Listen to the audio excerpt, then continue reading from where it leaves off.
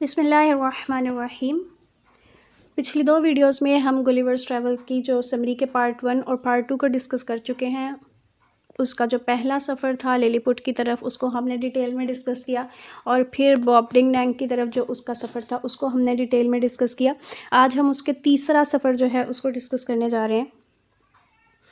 तो स्टार्ट करते हैं कि फिर ये जो है सेकंड सफ़र में हमने ये देखा था कि जो नेथन स्विफ्ट का जो मेन कैरेक्टर है गुलिवर, वो एक ऐसे आइलैंड पर पहुंच गया जहाँ पर 60 फीट लंबे लोग हैं और वो उसको एक पेट की तरह ट्रीट करते हैं। फिर एक दफ़ा वो उसको पिंजरे में बंद करके कहीं लेके जा रहे होते हैं, तो रास्ते में जो है चील उसका वो पिंजरा उठा के ले जाता है और उसको एक आइलैंड पर फेंक देता है। तो इस तरह जो है वो ब्रॉबडिंग नेक से निकलने में कामयाब हो जाता है और फिर वो वहाँ से किसी तरह इंग्लैंड वापस आ जाता है। फिर वो वहाँ पर अपने घर में सिर्फ 2 महीने रहता है और फिर वो वापस किधर चला जाता है, समंदर के सफ़र में। इस दफ़ा उसका कोई तूफ़ान नहीं मिलता, बल्कि क्या होता है कि पायरेट्स उस पर हमला कर देते हैं, समंदरी डाकू उस पर हमला कर देते हैं और उसको एक छोटे से आइलैंड में फेंक देते हैं जिसको वियतनाम कहते हैं। ठीक है, अब वहाँ पर वो आइलैंड पे बैठा हुआ है, तो फिर वो एक पासिंग ओवरहेड एक फ्लोटिंग आइलैंड को देखता है। वो जिस आइलैंड पे बैठा हुआ है वहाँ से बैठे बैठे ऊपर से उसको एक साया नज़र आता है, उसको नज़र आता है कि एक फ्लोटिंग आइलैंड है ऊपर, यानी कि हवा में तैर रहा है एक आइलैंड, तो जिसका नाम है लपूटा। वो उनको सिग्नल देता है तो वो उसको उठा लेते हैं रोप के ज़रिए ऊपर।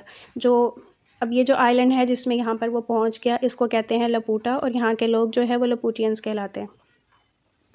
अच्छा, अब लपूटियंस क्या हैं, जब वो वहाँ पे जाके देखता है कि ये लोग सिर्फ 2 चीज़ों में डेडिकेटेड हैं, मैथमेटिक्स और म्यूज़िक। और जो उनका लव है इक्वेशंस के लिए, मैथ की इक्वेशंस के लिए, उसने उनको फ़ज़ूल तरीन लोग बना दिया है, क्योंकि वो कुछ भी और ढंग का काम नहीं कर सकते। उनके जो कपड़े हैं उसमें भी आपको मैथ की इक्वेशंस नज़र आएंगी। वो घर बनाते हुए भी जो है ना सिमतों का ध्यान रखते हैं, एंगल्स का, मैथमेटिकल एंगल्स का ख्याल रखते हैं, तो उनके जो घर हैं वो भी फ़ज़ूल किस्म के बने होते हैं।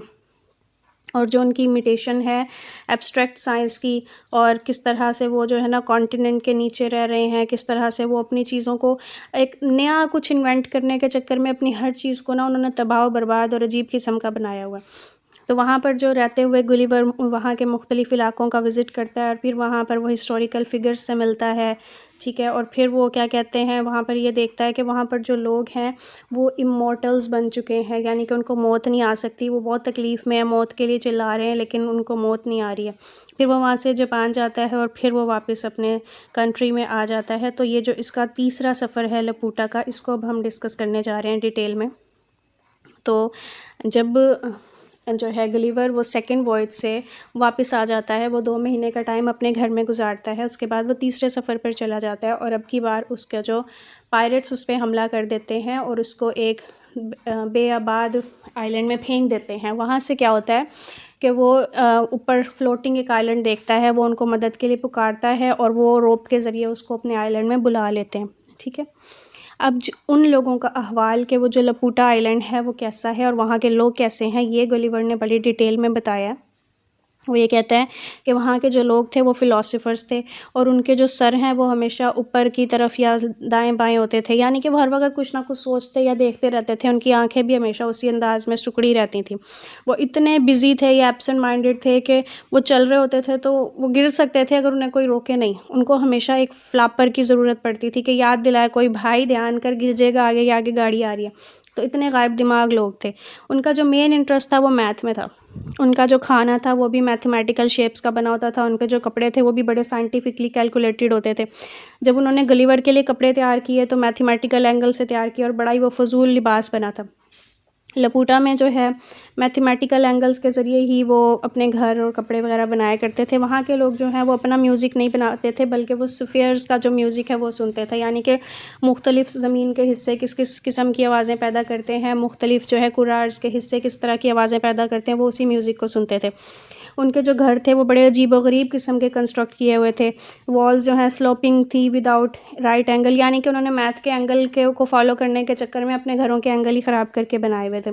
ठीक है, उनकी जो एक एकेडमी थी लगाडो, यहाँ पर लोग इस चीज़ में इंगेज थे कि वो किस तरह खीरे में से सूरज की शुआएँ बना लें।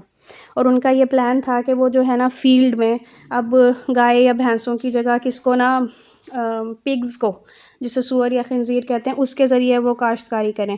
तो ये जो रिसर्च थी उनकी एकेडमी की, ये इसमें पॉलिटिकल प्रोजेक्टर्स भी चल रहे थे। अब इन प्रोजेक्टर्स का काम ये था कि पार्लियामेंट के जो मेंबर्स हैं उनको ऐसी चीज़ें, उनके ऊपर ऐसे एक्सपेरिमेंट किया जाए कि वो जिस पार्टी की फेवर में है वो उसको वोट ना दे बल्कि दूसरी पार्टी को वोट दें। तो ये अजीबोगरीब किस्म के वहाँ पर एक्सपेरिमेंट हो रहे थे।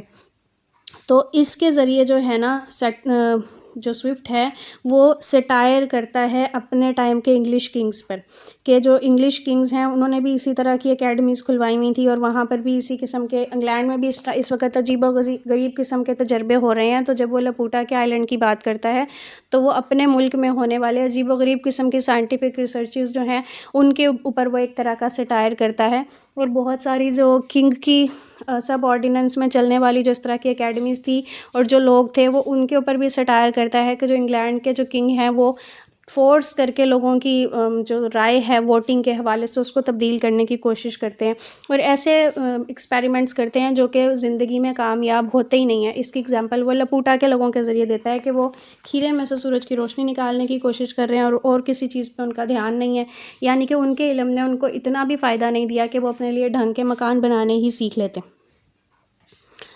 अच्छा जी, तो स्विफ्ट जो है आयरॉनिकल रिमार्क्स पास करता है कंटेम्प्रेरी इंग्लिश किंग पर, जब वो उस टाइम के जो लपूटा के जो किंग की बात करता है तो उसकी आड़ में वो इंग्लिश किंग की बात करता है कि लपूटा के जो किंग है वो क्या होता है, उनके जो कोर्टियर्स होते हैं जब उससे उनको गुस्सा आ जाता है तो वो क्या करता है, उनको मरवा देता है। और किस तरह से मरवाता है कि उसको ना ऐसा पॉइजनस पाउडर दे के मरवाता है जिससे ना वो बिल्कुल ख़त्म हो जाते हैं। और फिर उसके बाद वो यहाँ पर तंज़िया बात ये करता है कि लपूटा का जो किंग था वो क्या करता था, वो बड़ा रहम दिल था कि वो जो कोर्टियर्स जिनसे वो खुश नहीं होता था उनको जब वो मरवाता था तो उसके बाद वो फ्लोर भी साफ़ करवा देता था जहाँ पर उसने वो पॉइजनस पाउडर डाला होता है उनको मरवाने के लिए। ये एक तरह से उस वक़्त के किंग पर सटायर है कि जो इंग्लैंड के जो किंग्स हैं उनका भी यही हाल है कि जब किसी कोर्टियर से, जब किसी बंदे से वो नाखुश होते हैं तो फिर वो उसको मरवा देते हैं और बड़ी तकलीफ़ दे मौत देते हैं। तो ये जो अपना सफ़र है इसमें गुलिवर किस पर सटायर करता है, हिस्टोरियंस पर, फ़िलोसोफ़र्स पर। अच्छा जी, अब यहाँ पर अगर आप इसको थोड़ा सा डेप्थ में समझें, देखिए ये एक फ़र्ज़ी कहानी है और ये फ़र्ज़ी कहानी है जिसके ज़रिए स्विफ्ट ने अपने वक्त के हर गलत प्रैक्टिस पर, चाहे वो किंग के ज़रिए हो रही है, चाहे वो चर्च में हो रही है, चाहे वो उस वक़्त के साइंसदान कर रहे हैं, हर चीज़ पर एक बड़ा तेज़ किस्म का तंज़ किया है। ठीक है, अब यहाँ पर जब वो बात करता है उस वक़्त के लपूटा के किंग की तो इनडायरेक्टली वो हिट कर रहा है इंग्लैंड के किंग को। ठीक है, कि इंग्लैंड के किंग का भी यही हाल है।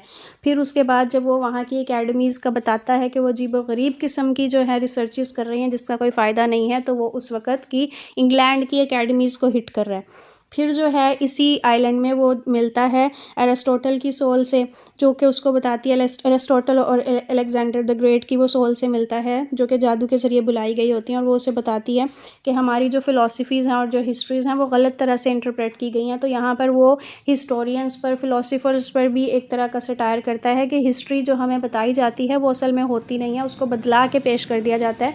इसी तरह जो पहले के लोग गुजर गए उनकी जो फ़िलासफ़ीज़ हैं उनकी गलत इंटरप्रिटेशन आजकल की जाती है और वही चल रही होती है। तो ये भी उसका सटायर है आजकल के हिस्टोरियंस पर और फ़िलासफ़र्स पर। फिर वो इस बात पे बात करता है कि इंसान की ख्वाहिश है कि वो इमॉर्टल बन जाए। हम आम दुनिया में भी हमारी ये सोच होती है कि हमें मौत कभी ना आए। तो यहाँ पर उसने लपूटा में ऐसे लोगों की बात की है जो कि जिनको मौत नहीं आती है और उनकी हालत इतनी ख़राब है, उनको इतनी शदीद बीमारियां हैं, वो इतनी तकलीफ़ में हैं कि they cry for death but death doesn't come to them, कि वो चीख रहे होते हैं, मांग रहे होते हैं मौत, लेकिन उनको मौत नहीं आती। तो यहाँ पर वो जो है ना मौत को बुरा समझने वाले लोगों पर एक सटायर करता है कि देखो ये भी तुम्हें दुखों से निजात दिलाने वाली चीज़ है, ये बुरी चीज़ नहीं है। तो एकेडमी ऑफ प्रोजेक्टर्स जो है लपूटा में, जो एकेडमी जिसकी वो बात कर रहा है उसका नाम है एकेडमी ऑफ प्रोजेक्टर्स। तो इसकी आड़ में वो किस पर सटायर कर रहा है, रॉयल एकेडमी ऑफ लंदन पे। अब ये जो रॉयल एकेडमी ऑफ लंदन है ये भी किंग के अंडर चला करती थी और इसमें अजीबोगरीब किस्म के एक्सपेरिमेंट्स होते थे कि जो एकेडमी ऑफ प्रोजेक्टर है वो भी कोई फ़ायदा नहीं लेके आती लोगों के लिए, बल्कि डिस्ट्रक्शन और वेस्टेज ऑफ टाइम और मनी है। इसी तरह रॉयल एकेडमी ऑफ लंदन है वो भी पैसे फजूल प्लान्स पर स्पॉइल कर देती है। तो ये जो तीसरा वॉयज है लपूटा का इसमें जोनाथन स्विफ्ट ने अपने मेन कैरेक्टर गलिवर के ज़रिए एक ऐसे आइलैंड का नक्शा बताया जहाँ के लोग मैथ में ज़्यादा तवज्जो देते हैं, लेकिन उनकी जो ये पढ़ाई है, उनकी जो अकल है, वो उनके किसी काम नहीं आती। तो ये ऐसे लोगों पर सटायर है जो लोग पढ़ तो लेते हैं लेकिन उसको काम में नहीं लेके आते। फिर अजीबोगरीब एक्सपेरिमेंट करने वाले साइंटिस्ट पे ये एक सटायर है कि उनका जो काम है वो दुनिया को कोई फ़ायदा नहीं दे रहा, बल्कि वो पैसे ज़ाया कर रहे हैं वो। अब सूरज की रोशनी आपको वैसे भी मिल जाती है, उसको खीरे से निकालने वाला तजर्बा जो है ये फ़जूल और वक्त और पैसे का ज़िया नहीं है, तो और क्या है। और फिर इसके बाद जब वो बात करता है रॉयल अकेडमी की अकेडमी ऑफ प्रोजेक्टर्स की, जो हमने अभी डिस्कस किया, तो वो रॉयल अकेडमी ऑफ लंदन पे सटायर कर रहा है। फिर जब वो लपूटा के किंग की बात करता है कि जब उसके कोई कोर्टियर उसको नापसंद हो जाते हैं तो वो उनको मरवा देता है और फर्श साफ़ करवा देता है, तो वहाँ पर वो जो है इंग्लैंड के किंग पर सटायर कर रहा है कि वो भी अपने कोर्टियर्स को, अपने दरबारियों को, या जो लोग उसको नापसंद हो जाएं, वो इसी तरह से उनको मरवा देता है।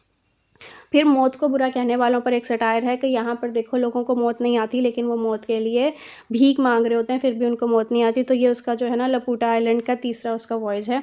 और यहाँ से जब वो वापस जाता है तो फिर उसका एक लास्ट फाइनल जो वॉयज है उसको हम इंशाल्लाह नेक्स्ट वीडियो में डिस्कस करेंगे। कोई क्वेश्चन हो आपका तो पूछ लिया करें। अस्सलामु अलैकुम वरहमतुल्लाहि वबरकातुहू।